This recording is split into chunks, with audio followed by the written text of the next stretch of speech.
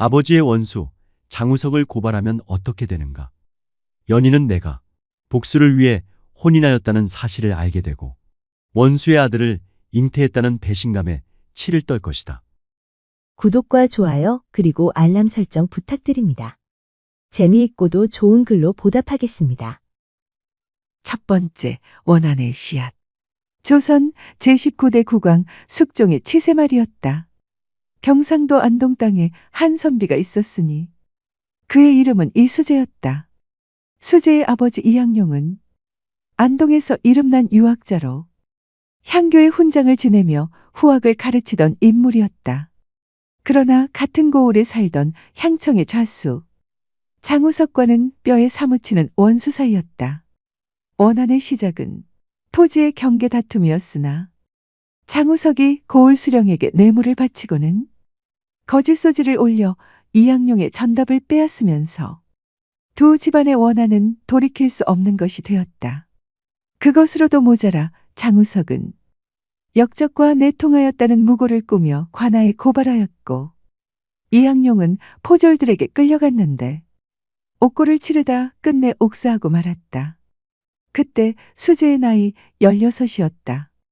그날 이후 수재는 밥을 먹어도 맛을 몰랐고 잠을 자도 제대로 잘 수 없었다. 수재의 어머니는 통곡하다 시력을 잃었는데 어머니의 손을 잡고 수재는 다짐했다. 어머니, 아버님의 원한을 반드시 갚겠습니다. 16 소년의 목소리는 떨렸지만 그 눈빛은 칼날처럼 서늘하였다. 두 번째, 칼을 갈며 보낸 10년. 수재는 이를 악물고 공부하였다. 복수에는 힘이 필요하고 힘은 벼슬에서 나오며 벼슬은 과거에서 나온다는 것을 그는 일찌감치 알았다. 낮에는 농사를 짓고 밤에는 글을 읽었다. 등잔기름이 떨어지면 달빛 아래 앉아서 읽었고 달이 지면 별빛 아래 앉아서 경서를 외웠다. 마을 사람들은 그를 가리켜 이선비 아들은 귀신의 씨였다. 라고 수군거렸으나 수재는 개의치 않았다. 그렇게 노력한 결과 약관 20에 수재는 진사시에 합격하였다. 그리고 이듬해 대과에도 급제하여 예조의 말단 관원으로 부임하게 되었다. 한양으로 떠나는 날 아침 수재는 아버지의 묘 앞에 무릎을 꿇었다. 아버지, 이제 방법을 찾겠습니다. 기다려 주십시오.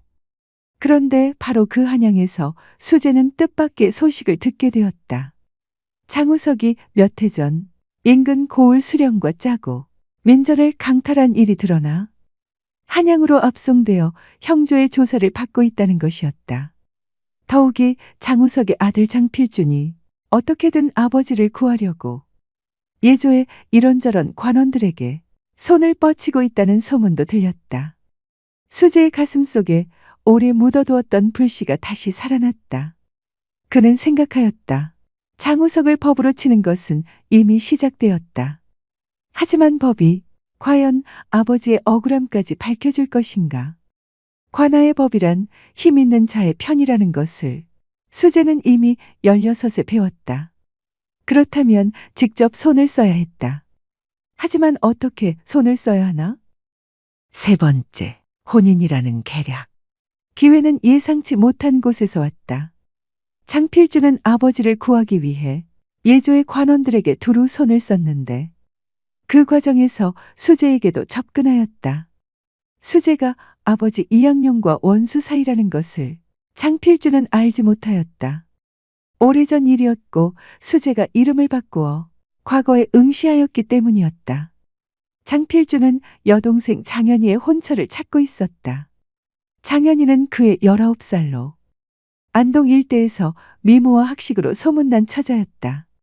장필준이 보기에 새로 급제한 젊은 관원 이수재는 훌륭한 혼처였다.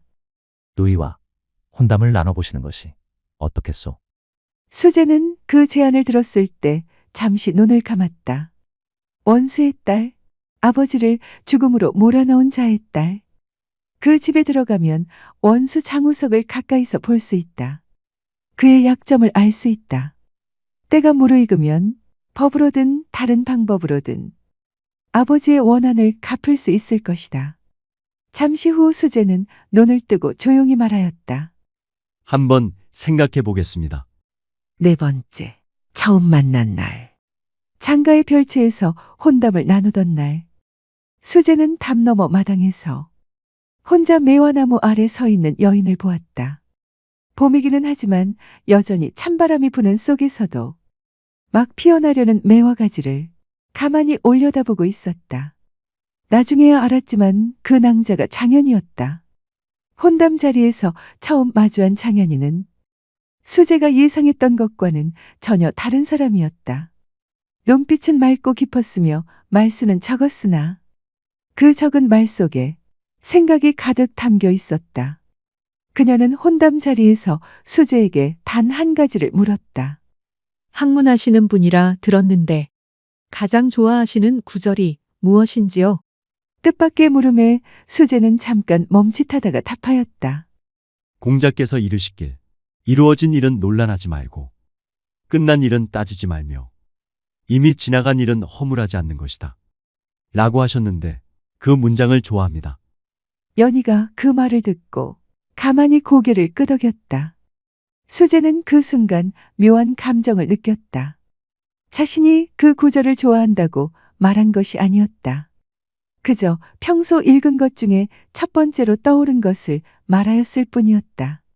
그런데 그녀가 그것을 이미 지나간 일은 탓하지 않는다.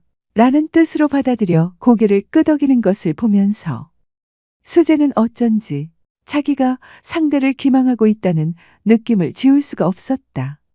다섯 번째, 부부가 된 원수. 홀례는 이듬해 봄에 치러졌다. 수재는 홀례 날밤 촛불 아래 앉아있는 아내의 얼굴을 바라보면서 자신이 해야 할 일을 되새겼다. 이 여인의 아버지가 아버지를 죽였다. 이 여인은 그 사실을 모른다. 자신은 기회를 기다리는 것이다. 그렇게 다짐하였건만 신혼의 나날은 수재가 예상한 것과는 전혀 다른 방향으로 흘러갔다. 연희는 따뜻한 사람이었다. 새벽에 일어나 남편의 벼루에 먹을 갈며 아무 말도 하지 않았고 시어머니가 된 수재의 어머니가 눈이 보이지 않는다는 것을 알고는 스스로 곁에 앉아 밥을 먹여드렸다. 수재의 어머니는 처음에 며느리의 손길을 거부하였다. 며느리가 원수의 딸임을 알고 있었기 때문이다. 그러나 며느리가 날마다 묵묵히 곁을 지키자 어느 날부터인가 늙고 차가운 손으로 며느리의 손을 꼭 쥐기 시작하였다. 수재는 그 장면을 보았다. 그리고 가슴 한쪽이 이상하게 저리는 것을 느꼈다. 연희는 또 한 가지 기이한 버릇이 있었다. 남편이 밤늦게 글을 읽고 있으면 아무 말 없이 옆에 앉아 자신도 책을 펼쳤다. 그 책은 대개 의서이거나 시집이었다. 어느 날 수재가 물었다. 부인은 무엇을 읽소? 허준의 동의보감입니다. 어머님 눈에 좋다는 처방이 있는지 찾고 있사옵니다. 수재는 그 대답을 듣고 오랫동안 침묵하였다. 며칠 후 아내가 지나가듯이 속삭였다. 2달째 달거리가 없어요. 달거리? 그게 무슨 말이오? 묻다 말고 순간 정신이 번쩍 들었다. 조금 있으니 저절로 웃음이 나왔다. 그 모습을 바라보고 있던 연희가 화환하게 웃었다. 여섯 번째, 원수 장우석의 최후. 장우석은 형조의 조사를 받은 끝에 유배형을 선고받았다. 최근에 자행한 토지 강탈의 죄는 분명하였으나 장우석의 과거 악행 가운데 수재의 아버지 이양룡의 죽음과 연관되는 행위는 여전히 밝혀지지 않았다. 수재는 알고 있었다. 지금 고발하면 된다. 장우석이 무고를 꾸민 증거가 있기 때문이었다. 오래전부터 모아둔 것들이다. 당시 함께 있었던 아전의 증언도 확보하였다. 그 죄를 밝히면 아버지의 억울함이 풀린다. 그런데 수재의 발이 움직이지 않았다. 그날 밤 수재는 혼자 마당에 나갔다. 겨울이었다. 마당 한켠의 매화나무에는 눈이 쌓여 있었다. 수재는 그 앞에 서서 오랫동안 하늘을 바라보았다. 아버지를 생각하였다. 억울하게 옥에서 돌아가신 아버지, 통곡하다 눈이 먼 어머니, 원수 갚기를 맹세한 자기의 굳센 다짐. 그러나 또 생각하였다. 연희를 생각하였다. 새벽마다 벼루에 먹을 가는 연희, 의서를 뒤지는 연희, 어머니의 손을 꼭 잡아드리는 연희. 장우석을 고발하면 어떻게 되는가? 연희의 아버지가 죄인으로 추가 처벌을 받는다. 연희의 오빠 필준도 연루된다. 그리고 연희는 자기의 남편이 처음부터 복수를 위해 혼이 나였다는 것을 알게 된다. 연희는 배신감에 치를 떨 것이다. 그리고 아내의 뱃속에 있는 아이의 운명은? 수재는 오래도록 그 자리에 서 있었다. 7번째, 매화나무 아래 묻힌 칼.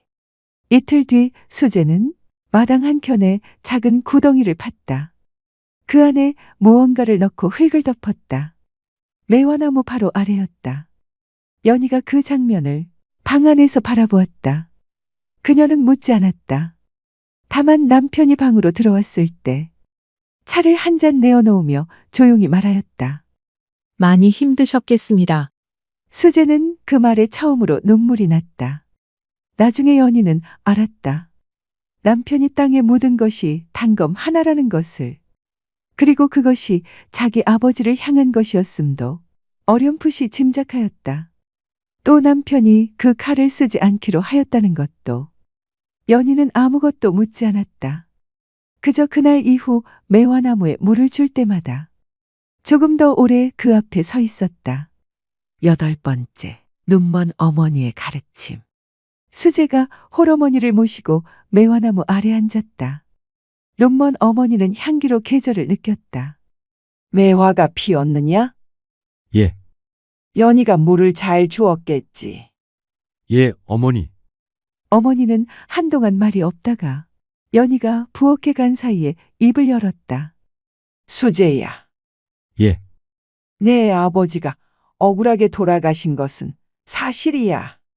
하지만 내 아버지가 살아계셨으면 말씀하셨을 것 같구나. 원수를 갚으려다 또 다른 원수를 만들지 말라고. 수재는 대답하지 않았다. 어머니가 다시 말하였다. 연희는 좋은 아이야. 그의 잘못이 아니잖아. 수재는 어머니의 손을 잡았다. 알고 있습니다. 내 아버지도 알고 있을 거야. 용서한다는 게 아니야. 그냥 이제는 그만두어도 된다는 거야. 그날 수재는 오래도록 어머니 곁에 앉아 있었다. 매화 향이 바람에 실려왔다. 9번째, 장우석의 죽음. 장우석은 유배지에서 3년 뒤 세상을 떴다. 수재는 그 소식을 들었을 때 아무 말도 하지 않았다. 그냥 그날 하루 종일 일이 손에 잡히지 않았다. 저녁 무렵 상복 차림을 한 연희가 밥상을 들고 들어왔다. 진지 드세요. 수재는 그 말에 고개를 들었다. 아내의 얼굴을 바라보았다. 눈이 조금 부어 있었다. 울다 말고 남편의 밥상을 들고 온 것이다. 수재는 밥상 앞에 앉아 수저를 들었다. 수재는 아무 말도 하지 않고 밥을 먹었다. 그 침묵은 슬프지도 어색하지도 않았다. 그냥 두 사람이 같은 시간 속에 함께 앉아 있는 것이었다. 그것으로 충분하였다. 10번째, 매화나무 아래에서. 수재는 벼슬을 그만두고 안동으로 돌아왔다. 예조의 일이 맞지 않기도 하였거니와 향교에서 아이들을 가르치고 싶었다. 아버지가 하던 일이었다. 마당의 매화나무는 해마다 봄이 오면 피었다. 수재는 그 나무 아래에서 아이들에게 글을 가르쳤다. 연희는 그 옆에서 시어머니를 돌보았다. 어머니는 이제 향기만으로도 계절을 알았다. 수업 중에 제자가 물었다. 얘기를 보면 아버지의 원수와는 같은 하늘 아래에서 함께 살 수 없으니 죽음을 각오하고 반드시 복수를 하여야 한다. 라고 하였는데 스승님, 원수를 어떻게 갚아야 하옵니까? 수재는 잠시 매화나무를 바라보았다. 원수를 갚는 방법에는 여러 가지가 있다. 칼로 갚는 것, 법으로 갚는 것, 원수보다 나은 삶을 살아서 갚는 것. 그중 마지막이 가장 오래가고 가장 어렵다. 아이가 다시 물었다. 그럼 선생님이라면 어떻게 하시겠습니까? 수재는 미소 지었다. 나는 칼을 묻었다. 아이는 그 뜻을 몰라 고개를 갸웃거렸다. 수재는 더 설명하지 않았다. 그때 연희가 차를 들고 마당으로 나왔다. 수재는 아내를 바라보았다. 연희도 수재를 바라보았다. 두 사람 사이에는 아직 말로 다 하지 못한 것들이 있었다. 아마 평생 말로 다 하지 못할 것들이. 그러나 두 사람은 알고 있었다. 매화나무 아래 묻힌 것이 무엇인지, 그리고 그것을 묻음으로써 무엇을 얻었는지. 봄바람이 불었다. 매화 꽃잎 몇 장이 떨어졌다. 수재는 찻잔을 놓고 다시 아이들에게 글을 가르치기 시작하였다. 안녕하세요. 소우쿨 극장입니다. 오늘은 부친의 원수를 갚기 위하여 원수의 딸과 결혼한 선비 이야기였습니다. 고맙습니다. 다음에 만날 때까지 건강하시기를 기원합니다.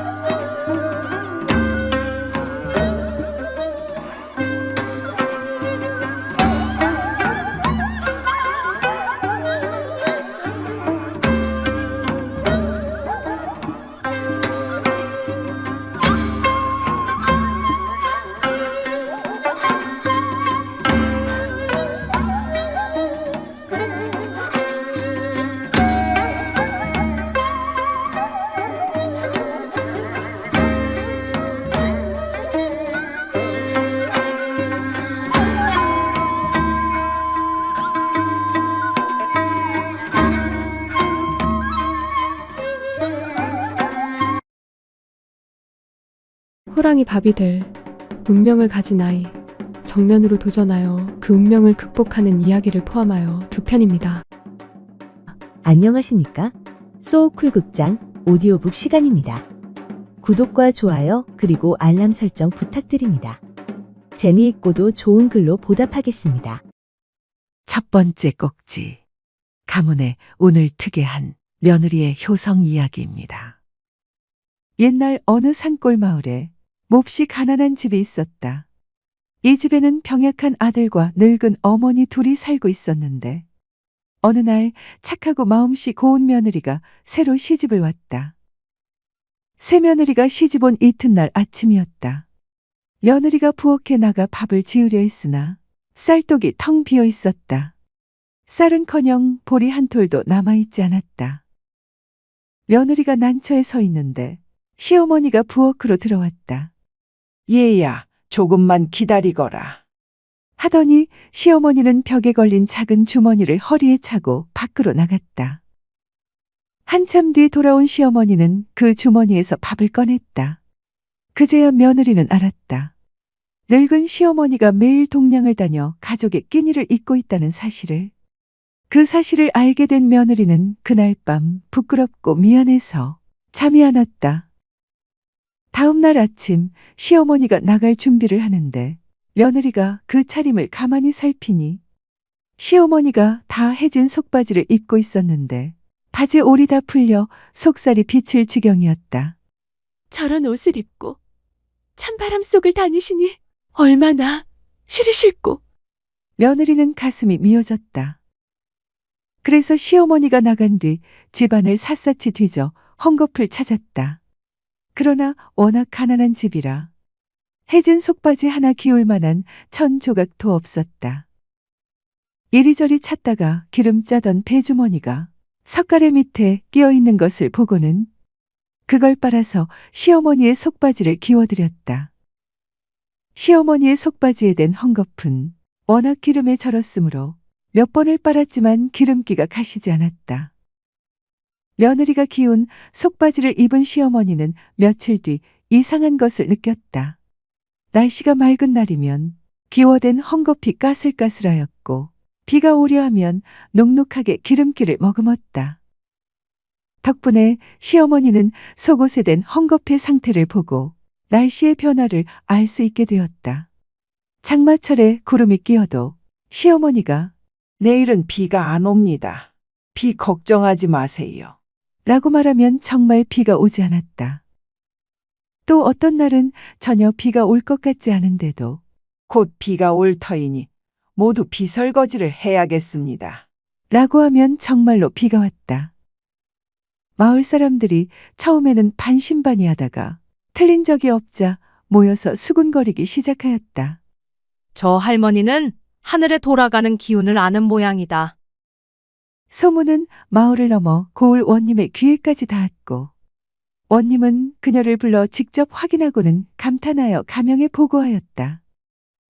가명에서 다시 조정에 알리니 마침 임금님의 옥새를 잃어버려 온 나라가 발칵 뒤집혀 있던 터라 임금께서 그 여인을 당장 대궐로 불러들이라 명하셨다.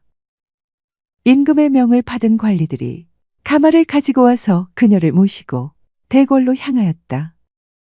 가마 안의 노파는 속이 타들어갔다. 내가 한 일이라곤 기름밴 헝겊으로 날씨를 짐작한 것뿐인데 어찌 잃어버린 옥새를 찾겠는가? 걱정이 태산 같아서 자기도 모르게 신세 타령이 흘러나왔다. 월궁인지 절궁인지 가기는 간다마는 내일 일을 어이할꼬. 그런데 공교롭게도 앞 가마꾼의 이름이 월궁이요 뒷 가마꾼의 이름이 절궁이었다. 두 사람은 그 말을 듣고 얼굴이 새하얗게 질렸다. 저 어른이 우리 이름을 꿰뚫어 보고는 내일 일을 어이할꼬 하시니 내일 우리가 죽는다는 게 아닌가. 두 사람은 가마를 멈추고 무릎을 꿇고 이마를 땅에 찧었다. 모두 알고 계시니 긴 말씀은 드리지 않겠습니다. 목숨만은 살려주십시오. 임금님의 옥새는 대궐 뒷산 느티나무 밑에 묻어두었습니다. 부디 그것을 찾아 임금님께 드리고 우리는 살려주십시오. 여인은 속으로 천지신명께 감사드리며 고개를 끄덕였다. 대궐에 들어가니 임금께서 물으셨다. 짐이 옥새를 잃었는데 그대가 신통하다고 하여 불렀다. 어디 있는지 말해 보아라. 여인이 무릎을 꿇고 아뢰었다. 한 가지 청을 들어주시면 옥새가 있는 곳을 말씀드리겠습니다. 말해 보아라. 옥새를 훔쳐서 감춘 자가 누구인지는 묻지 않겠다고 약속해 주십시오. 임금께서 잠시 생각하시더니 허락하셨다. 그대의 청을 들어줄 터이니 어서 말해 보아라. 여인은 가마꾼에게 들은 그대로 대궐 뒷산 느티나무 아래를 파괴하였고 거기서 옥새가 나왔다. 임금께서는 크게 기뻐하며 여인에게 커다란 집 한 채와 많은 재물을 상으로 내리셨다. 노파는 집으로 돌아와 아들과 며느리에게 말했다. 이 모든 복은 내가 아니라 며느리 내 덕이다. 며느리가 놀라 물었다. 어머니 덕이지. 어찌 제 덕이옵니까? 노파가 웃으며 말했다. 내가 내 속바지를 키워주지 않았다면 내가 어찌 날씨를 알았겠느냐. 그 일이 없었다면 궁궐에 갈 일도 없었을 것이다. 그러자 마을 사람들은 시어머니의 해진 속바지에 기름 주머니를 대고 키워준 며느리의 효심이 운을 튀게 해서 식구들이 모두 잘 살게 되었다고 며느리를 칭찬하였다. 할머니는 집으로 돌아와 아들, 며느리, 손자, 손녀와 함께 잘 살았다. 두 번째 꼭지. 호랑이 밥이 될 운명을 가진 아이 이야기입니다. 옛날 어느 마을에 가난한 과부와 어린 아들이 살고 있었다. 어머니는 날품을 팔며 아들을 키웠고 아들은 서당에 다니며 글을 배웠다. 과부는 날품을 팔러 다니면서도 아들만큼은 꼭 끝까지 가르치겠다고 이를 악물었다. 아들은 그 말을 마음 깊이 새기고 있었다. 훈장은 과부가 학자금도 제대로 가져오지 못하지만 그 정성이 갸륵하여 아이를 더 사랑하며 가르쳤다. 하루는 관상을 잘 보기로 소문난 이인이 서당에 들렀다. 그 관상가는 훈장의 어릴 적 친구였다. 훈장이 아이를 가리키며 물었다. 저 아이를 내가 가르쳐서 성공시켜야겠는데 아이의 장래가 어떻게 될 것 같은가? 관상가가 아이의 얼굴을 한참 들여다보더니 눈을 슬쩍 내리깔고 말하였다. 장차 큰 인물이 되겠네. 부자가 될 관상이로군. 이라고 하면서도 말끝을 흐렸다.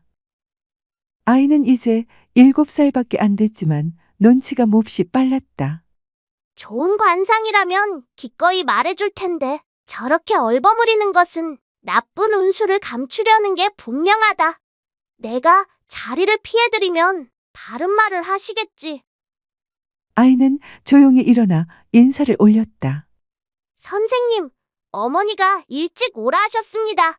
먼저 물러가겠습니다. 그러고는 나와서 뒷곁으로 가서는 관상쟁이가 하는 말을 엿들었다. 저 아이는 오늘 밤을 넘기지 못한다네. 호랑이에게 물려 죽을 관상이야. 그런데 그 아이가 듣는 데서 내가 어떻게 그 말을 하겠는가? 아이는 가슴이 쿵 내려앉았다. 그러자 곧 눈앞에 어머니의 얼굴이 떠올랐다. 날마다 해 뜨기 전에 나가 날이 저물어야 돌아오시는 어머니. 아들 하나만을 바라보며 사시는 어머니. 그런데 자기가 호랑이에게 물려가는 꼴을 어머니께서 보신다면 그 충격에 어떻게 되실까? 아이는 마음을 굳혔다. 어차피 죽을 운명이라면 어머니 눈앞에서 죽지는 말자. 그렇게 생각한 것이다. 집으로 온 아이는 밥상을 받아 어머니 앞에서 태연하게 먹었다. 그리고 밥상을 물리고 나서 말하였다. 어머니, 외갓집에 다녀오겠습니다. 고개를 갸웃하였지만 아이를 믿으니 그럴 만한 이유가 있을 거로 생각하고는 그렇게 하라고 하였다. 웃는 얼굴로 절을 하고 문을 나선 아이는 마을 어귀를 벗어나 산 쪽으로 발걸음을 돌렸다. 호랑이에게 죽을 운명이라면 차라리 내가 먼저 호랑이를 찾아가자. 산속 깊이 들어갈수록 분위기가 설렁하고 공기가 차가워졌으나 어차피 호랑이 밥이 되어 죽을 놈이 춥고 배고픈 것이 대수냐? 하며 아이는 이를 악물고 계속 걸었다. 날이 저물어 사방이 캄캄해질 즈음 저 멀리서 불빛이 어른거렸다. 불빛을 따라가 보니 흰 수염이 무릎까지 내려오는 새 노인이 소나무 아래 앉아 바둑을 두고 있었다. 촛불 하나 없는데도 그 주변만 환하게 빛나고 있었다. 아이가 멈칫하며 바라보는데 한 노인이 고개도 돌리지 않고 말했다. 너 올 줄 알았다. 여기 앉아서 심부름이나 하여라. 시중들 사람이 없었는데 마침 잘 됐다. 시키는 대로 고분고분하게 자리를 잡고는 아이가 심부름하고 있는데 어떤 사람이 와서 말했다. 배가 고픕니다. 제 밥을 주십시오. 노인이 무뚝뚝하게 대답하였다. 내 밥은 저 아래 숯가마 있는 데 있으니 가봐라. 그 사람은 언짢은 기색으로 물러갔다. 아이가 보니 묻는 사람이나 대답하는 노인이나 다 이상하였다. 밤새 심부름하다 보니 어느새 동이 텄다. 새 노인이 자리를 털고 일어서다가 그중 한 노인이 아이를 돌아보았다. 너도 집에 가야 하지 않겠느냐? 그러자 다른 노인이 손을 내저었다. 그냥 보내면 쓰나 수명도 좀 늘려주고 재물복도 좀 채워주고 보내세나. 새 노인이 빙긋이 웃더니 눈 깜빡하는 사이에 온데간데 없이 사라졌다. 아이는 얼떨떨한 채로 발걸음을 돌렸다. 심부름하다 보니 깜빡 잊고 있었는데 호랑이 밥이 될 시간이 어느새 지나가고 말았다. 어머니가 걱정하고 있을 것이라는 생각에 발이 저절로 빨라졌다. 숯가마 쪽으로 가는 길이 빠르다는 것을 알고 그리로 가니 숯 굽는 이가 커다란 호랑이 한 마리를 밧줄로 묶어놓고 있었다. 어찌하여 호랑이를 잡으셨습니까? 어젯밤에 이 녀석이 나를 해치려 달려들기에 잡아두었다. 아이는 그 호랑이가 자신을 물어갈 호랑이였음을 단박에 알아차렸다. 그제야 어제 저녁에 새 노인이 자기의 목숨을 구해주려 나타났음을 알아차렸다. 숫꼽눈이에게 고맙다고 인사를 하고는 집으로 돌아간 아이는 어머니에게 다녀왔다고 인사를 드렸다.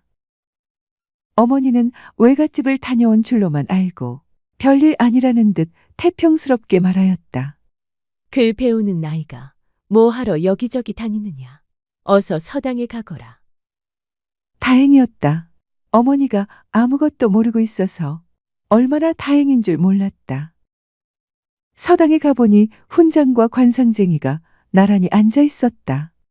훈장이 관상쟁이를 하룻밤 잡아두고 기다리고 있던 참이었다.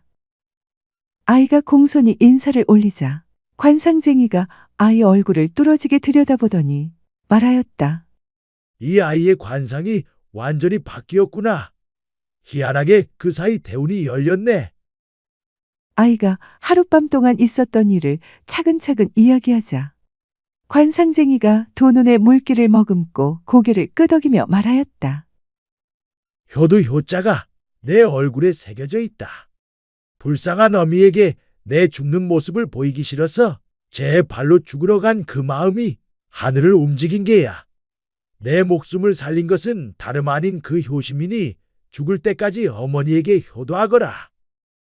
그 아이는 자라 과거에 급제하고 높은 벼슬에 올랐다. 그는 평생 백성들을 자기 형제같이 부모님같이 여기고 보살폈다. 퇴직해서는 늙으신 어머니를 모시고는 어머니의 평생 소원인 팔도유람을 하면서 끝까지 효도했다. 소쿨극장입니다. 들어주셔서 고맙습니다. 구독과 좋아요 그리고 알람 설정 부탁드립니다. 매주 목요일은 오디오북 시간입니다. 재미있고도 좋은 이야기로 보답하겠습니다. 다음에 만날 때까지 건강하시기를 기원합니다.